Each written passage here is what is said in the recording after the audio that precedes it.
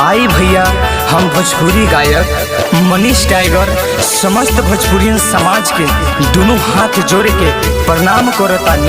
आई एक गीत के माध्यम से बतावल चाहतानी कि आयांश के पिता आप लोग से का कहल चाहता रे।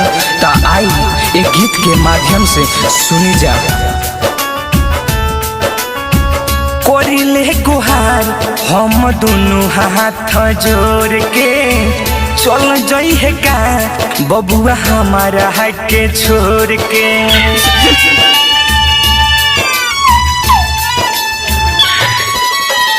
कोरिले गुहार दोनों हाथ हम जोड़ के चल जाई है का बबुआ हमारा के छोड़ के।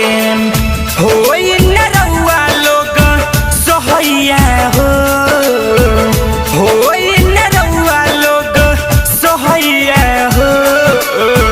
आयांश के बचाली मोर भैया हो, हमारा बेटा के बचाली मोर भैया हो।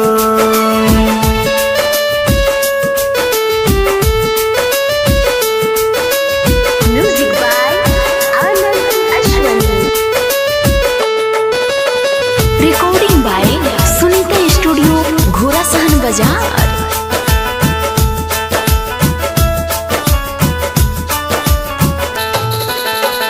छोटी उम्र में भइल ओइसन रोग जी, रौवे लोगिन होई अब हमर सहयोग जी। हे भैया लोग,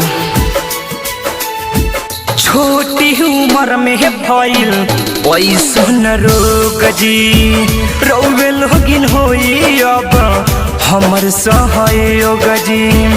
16 करोड़ के बा दवैया हो, 16 करोड़ के बा दवैया हो। आयांश के बचाली मोर भैया हो, हमारा बेटा के बचाली मोर भैया हो।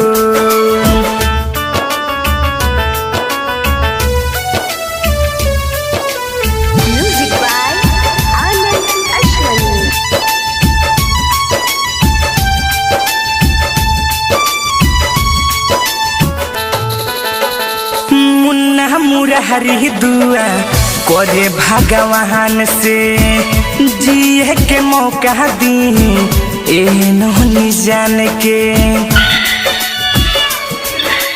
हो